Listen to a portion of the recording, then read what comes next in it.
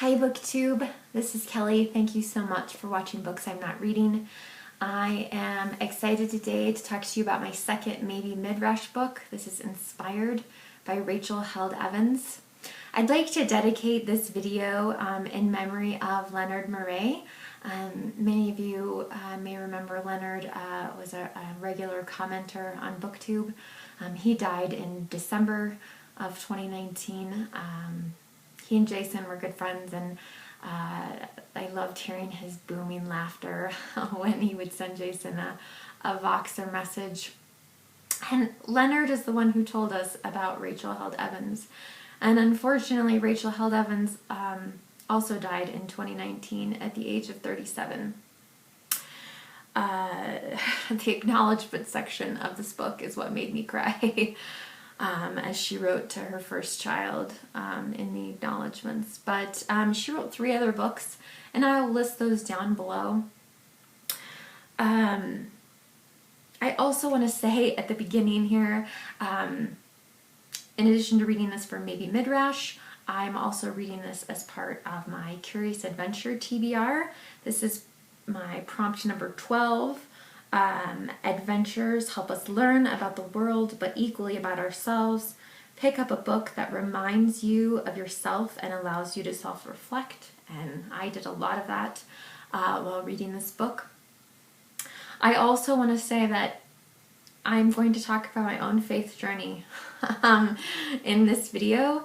I am not here to change anyone's minds, to promote one belief over another. I'm not interested in that, but I do have to talk about my own personal connection to this particular book. So please just bear that in mind. So Rachel Held Evans, I'll just tell you a little bit more about her. She was considered a progressive, polarizing, radical writer. She wrote for the Washington Post, The Guardian, Christianity Today, Slate. She got into arguments with the head of the Southern Baptist Church on Twitter, things like that. She was really a champion for those that had been left out of the church or had been hurt by the church. So the LGBTQ community, LGBTQ plus, community, the oppressed minorities, women. There's a lot in the Bible that is very harsh and critical and horrifying related to women. She was a advocate for refugees. People had questions, people had doubts. So it's very sad that her voice is missing from our world now. And she grew up in the church, in an evangelical church. I grew up in I would consider mainline Protestant church, and that is the church that Jason and I, we're not officially members, but that's where we consider kind of our church home.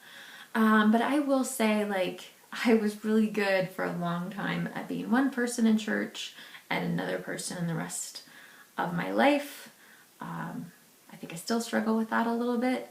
And I had questions.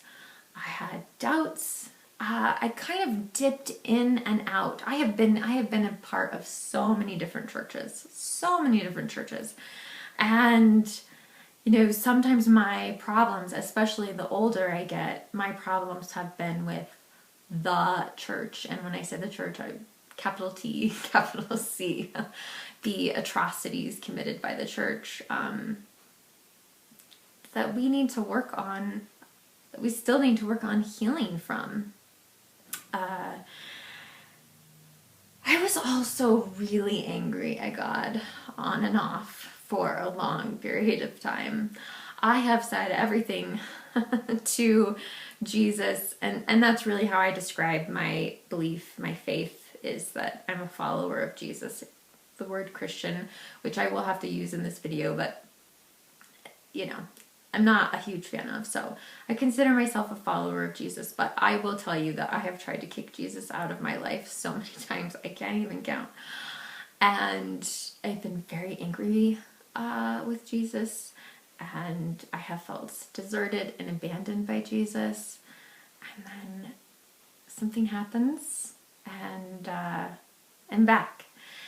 And one of the reasons I've read a fair amount of Christian nonfiction is because sometimes that is what wakes me up and shakes me up. And this book really did shake me. I was really shocked by some of the things that she wrote in here. There's my one critique of the book, actually, and I mean, it makes it powerful right now, but I don't know what it's going to mean in 20 years, is that she references a lot of current events. And so right now, while people are aware of what those events are, it's powerful. But I think eventually it won't be as strong. The book will suffer a bit from that, which is a shame, because again, this book is about the Bible, and the subtitle is actually, I always forget, Slaying Giants, Walking on Water, and Loving the Bible Again. And so I have been in and out of church my life, whereas Rachel Held Evans grew up in the church and over time changed, realized that she could change what she believed. She did not have to just take the word of her minister, that she could look and research and decide what she believed. And that's one of the things, as I've gotten older, you can see this is a part of our collection of Bibles, of reference books. These two shelves, and you can't see the second shelf, I apologize, are all related to Christian nonfiction and reference and study books, and we don't look at them as often as we should have. But since the pandemic started and our church started offering services on Zoom, I have gone to church more in the last couple months than I have probably in the last 2 years. So it's quite a bit. So that's kind of where I was coming from when I approached this book. And I really, honestly, at times felt like the name of the book was uninspired, because I haven't really, this is one of my Bibles, I haven't really been inspired to read the Bible for quite some time. I've read the Bible twice. I don't feel like I need to read the whole thing again in my life, and maybe that's wrong, maybe that's a mistake. But there's definitely things I need to return to and to remind myself of. But I loved her description of what the Bible is, so I did want to share that with you, and then we can talk about some of the shocking moments. The truth is, the Bible isn't an answer book. It's not even a book, really.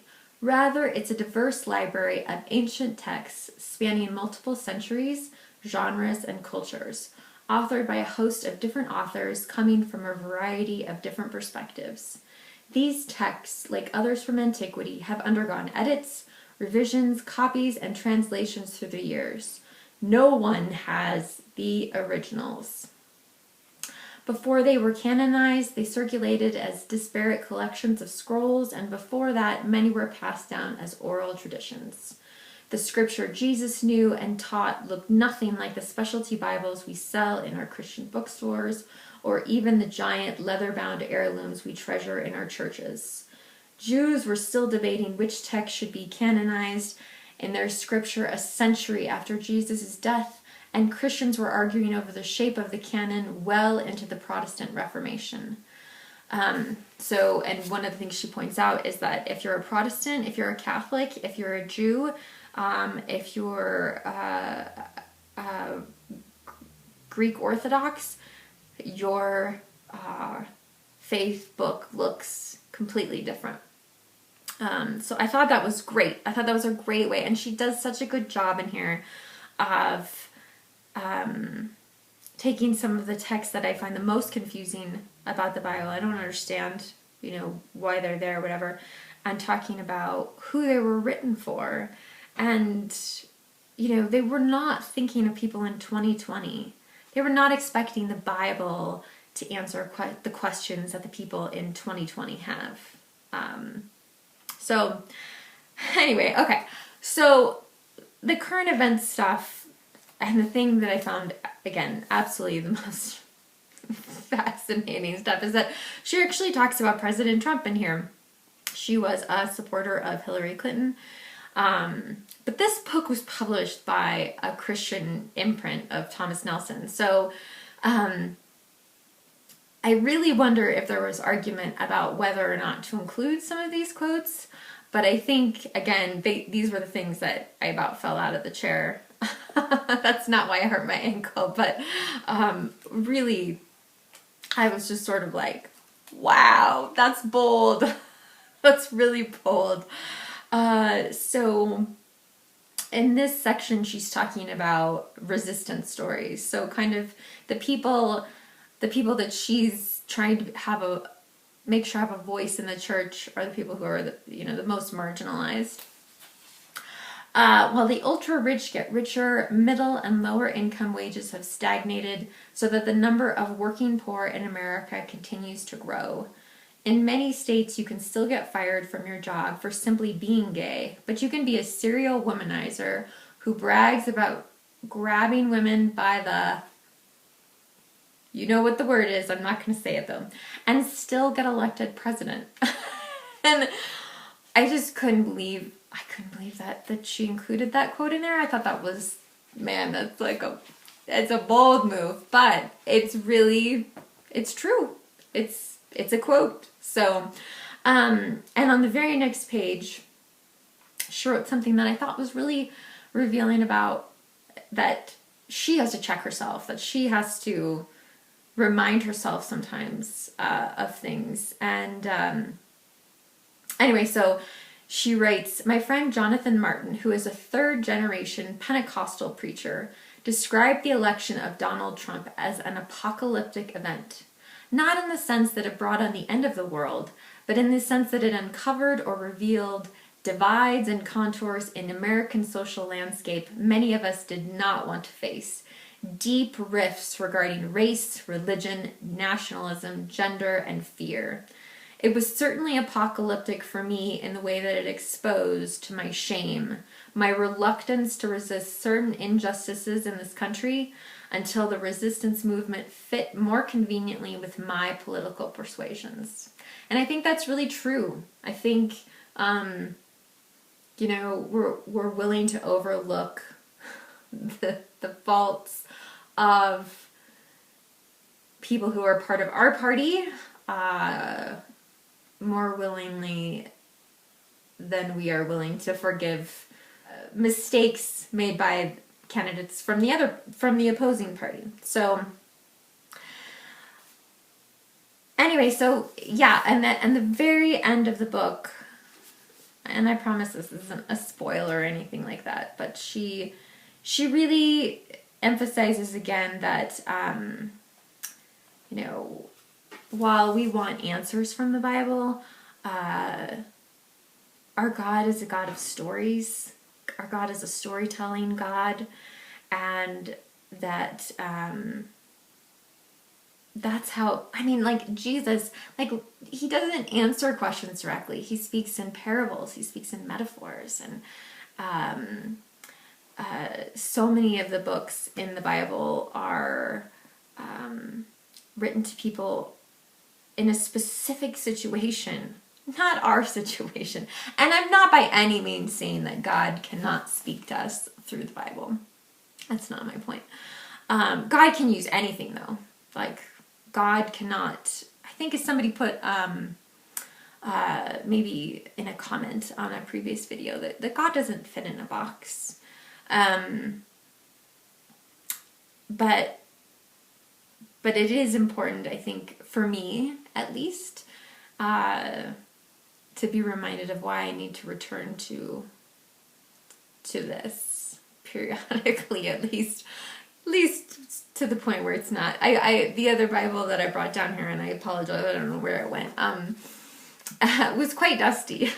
So I think it's important to remember to return to Scripture. And frankly, I have been reminded in recent days of how much, as a believer, I need the church too, even though I have yelled at my entire congregation.